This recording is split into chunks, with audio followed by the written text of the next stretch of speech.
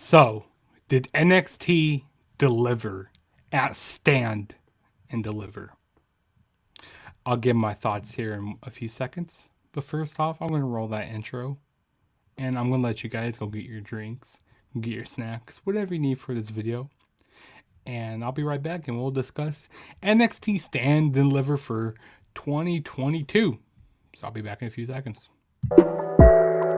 Welcome in to the Instant Classic Wrestling Podcast, the only podcast that is always, I mean always, he means always, they mean always, you mean always, she means always, an instant classic.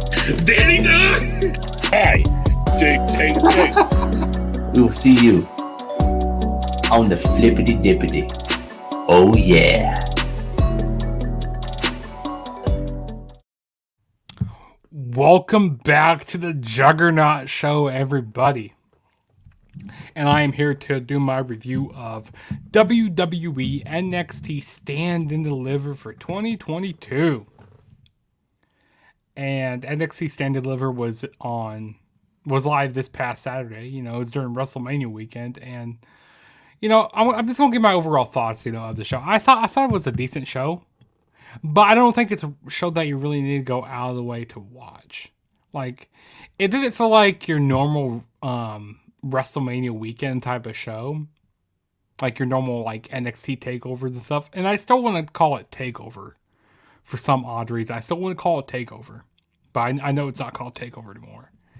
And I don't know, this doesn't have that hype to it. I mean, even though they were in a bigger arena, they were in Dallas, Texas at the American Airlines arena. They were there. It didn't feel like, it just felt like average Monday Night Raw, like an average TV show. It didn't feel like like a special or anything. I mean, even there wasn't there was a ladder match on there. That was good to see. The Fatal 4-Way match was alright between the women.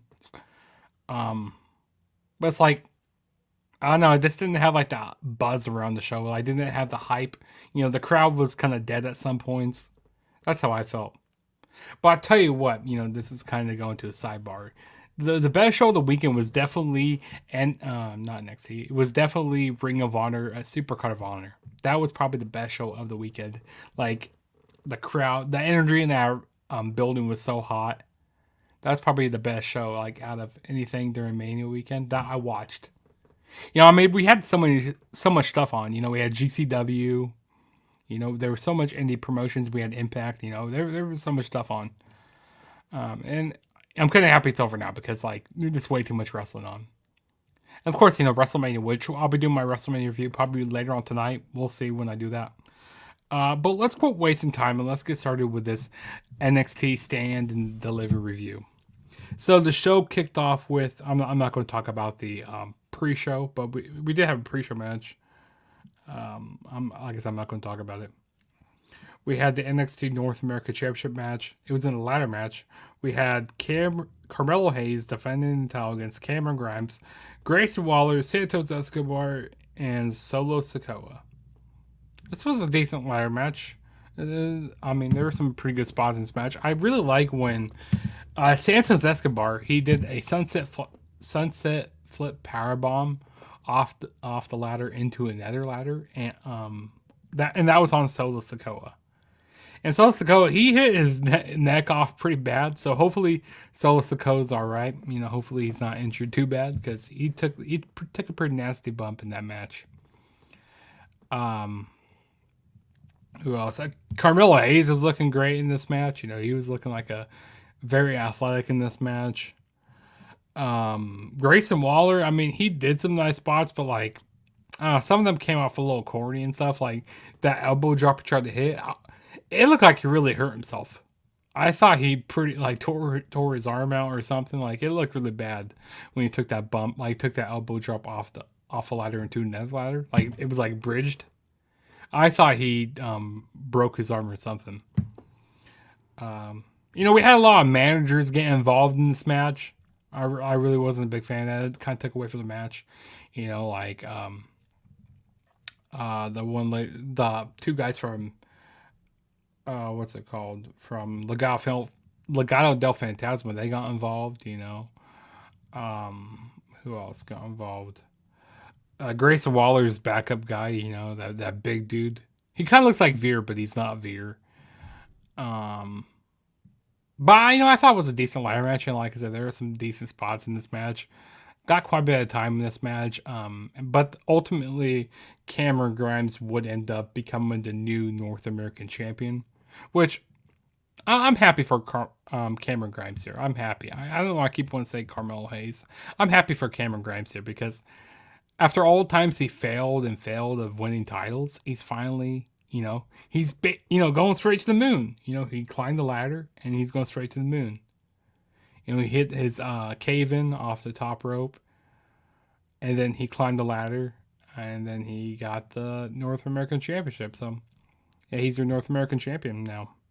So I'm happy for Cameron Grimes. So it's going to be interesting to see, who goes out there the title now. But yeah, I thought it was a pretty decent match here to start off the show. And then the next match we had was Tommaso and Ciampa going up against Tony Dangelo. And this match was kind of like a send-off for Tommaso Ciampa. And he paid homage to a lot of guys in this match. Like, when he was doing his entrance, he came out doing like the Triple H, with the water bottle where he spits his water. Everybody's done that. Everybody's done that before. Or he's, he did the little Shawn Michaels pose in the ring, like where he goes like this. What else? We saw a lot of different moves in this match. He was paying homage to even like Johnny Gargano, the Gargano lock in this match. So like I said, just paying homage to a lot of guys. Tony D'Angelo, he tried using a crowbar in the match, but that didn't really work out very well for him. The referee didn't disqualify him, but that didn't work out trying to use the crowbar. We even got Tommaso Ciampa. He was exposing the floor, and it kind of backfired on him. Like Tommaso Ciampa got DDT'd on the bare floor, on the bare ground, so that looked like a pretty nasty bump there. I don't know. I don't really think people were very much a fan of the outcome of this match with Tony D'Angelo winning. I feel like it should have been Tommaso Ciampa winning because, to send him off, going off, when he's going to be going to the main roster. I'm assuming he's going to be like on SmackDown because he wasn't on Raw last night. So who knows when he gets sent up to the main roster. But I don't know. I'm just really not behind Tony D'Angelo right now. I'm just not behind his character for some odd reason. I don't know why. But I thought it was funny. The crowd was chanting, "Where's my pizza?" Like, because he seems like a guy who would, be making pizza, working at a pizzeria, very Italian, He does a lot of this stuff. I have a very bad Italian accent, but yeah, and like I said, it seems like a guy who would be making pizza. But yeah, Tony D'Angelo went over, kicked Tommaso Ciampa in the face, and then after the match, Tommaso Ciampa, everybody was clapping, saying thank you, Ciampa. And Triple H came out, basically they did their whole good send-off for Tommaso Ciampa, and that was that. That was that match there. Yeah, I just wasn't really a big fan of this match at all, especially the outcome. I feel like Tommaso Ciampa should have had that, like, the great farewell send-off, of winning. So, that's just me. And then next match we had was the NXT Tag Team Championship match. It was in a triple threat match. We had Imperium defend the titles against the Creed Brothers and MSK. I thought this was a pretty decent match. A lot of athleticism in this match. It was pretty good here. I enjoyed it for the most part. I don't think it was better than the Revolution triple threat tag team match. It wasn't better than that, but I mean, it was decent stuff that they were doing here. I really was surprised that MSK got the win here. With the whole stuff that's dealing with Nash Carter right now. He's kind of in some hot water right now, so I was surprised that MSK won. But I mean, I like MSK, but like I said, they just got off. They just recently had a tag team title run, so I was surprised that they went with them. But like I said, I thought this was a decent match. The Creed Brothers were looking pretty good. You know, that's who I thought they were going to go with because they've been really pushing the Creed Brothers a lot lately. So I thought that's the direction that they were going to go with. Hopefully, they eventually get the titles here. But yeah, I like the ending, you know, with the MSK. I like their finisher. It's like a Hurricane Rana into a power bomb. So I thought that was cool. I like the finisher there. But yeah, new NXT Tag Team Champions, MSK. I kind of wish the match was elimination style because I always like when it's elimination style. But yeah, there was like so many spots in this match, you know, very athleticism match. And it was good. Each team did great work. So it was a decent tag team match. Nothing too crazy. And then next match we had was the NXT Women's Championship match. We had Mandy Rose defending the title against Cora Jade, Io Shirai, and Kaylee Ray. So this was in a Fatal 4-Way match. You know, originally I go like, yeah, this match is not very good. But then when I went back and watched it, I go like, okay, this match isn't too bad.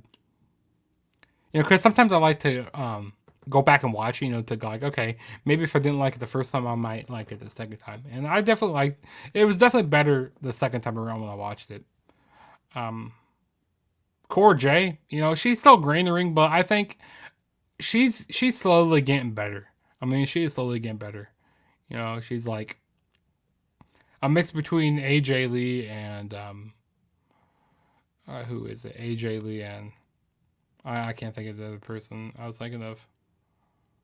But yeah, she's a mix between like AJ Lee a little bit. She kind of reminds me of a little bit of AJ Lee. She's this like skater girl, you know. It's all right. Her character's all right. Kaylee Ray was doing some really good work in this match. She was doing lost selling in this match. There's this really cool spot that Cora Jade did on the ring apron. She did a Canadian Destroyer on the ring apron to Kaylee Ray. That was nice. I marked off for that spot right there. Let's see what else happened. Io Shirai hit a nice Spanish fly off the top rope onto Mandy Rose. That was a nice spot in the match. Let's see. Kaylee Ray was doing some nice stuff here. You know, she, like I said, she was doing a lot of selling in this match. But ultimately, Mandy Rose would retain the title when Io Shirai was going for a moonsault onto Kaylee Ray. And no, sorry, it was Cora Jade. Did a moonsault on the Cora Jade. And then Io Shirai got a Shining Wizard. And Mandy Rose pinned Io Shirai for the 1-2-3. So still your NXT Women's Champion, Mandy Rose. Decent match here. Like I said, it was better the second time around when I watched it. And I always like multi matches, you know, multi-man, multi-women matches. So like I said, it was a lot better when I watched it. And I think Mandy Rose is getting better. I definitely think she's getting a lot better in the ring. Like, she's nowhere near like a Charlotte or a Sasha Banks, but I'm kind of happy they put her down back to NXT because I felt like she needed to, you know, improve her skills down there. Because like she's definitely not ready for WrestleMania by any means. She's not ready for WrestleMania at all. But I think you know, she's starting to get there. She is definitely starting to get there, get more ready for the main roster for the second time around. But yeah, like I said, it wasn't bad, and I think all four of these women delivered in this match here. And then the next match we had was Gunther going up against LA Knight. Solid match. You know, it seems like even though LA Knight's a big dude, it seems like, you know, it's kind of still like a David Goliath type of match here. You know, because Gunther, you know, he's a tall guy. And Gunther, he's been losing some weight. You know, since he's came over to the United States, he's been losing some weight over here. You know, really slimming up and, you know, getting more muscle on him. I mean, it's not like, you know, I mean, he has a whole bunch of muscle on him, but, you know, he's getting more muscle. But I don't think this wasn't like anything like blow out of the water like matches that we saw last year with Gunther. Or, I still like to call him Walter or Volter. I still like to call him that. But it wasn't like anything blow out of the water here like we had last year, like when we had Walter going up against Tommaso Ciampa, or going up against Ilya Dragunov last summer. That was great. Or even, you know, the fall or like the winter of, was it 2020? Yeah, 2020. That was great stuff there. It wasn't anything like this. I mean, it was just a solid match. I mean, Gunther won the match. It's like really no surprise there because they're really pushing him hard right now. Hit a splash off the top rope onto LA Knight, and then picked him up for the powerbomb and got the 1, 2, 3, and yeah, Gunther won the match. Like I said, no surprise here. I think he could be potential next like NXT champion over here, possibly. We'll see. We will see. But yeah, it was a solid match. But like I said, it wasn't anything like Ilya or like anything like Tommaso. Nothing like those matches. And then the next match we had, I'm pretty sure it's the main event now. Yeah, we had the main event.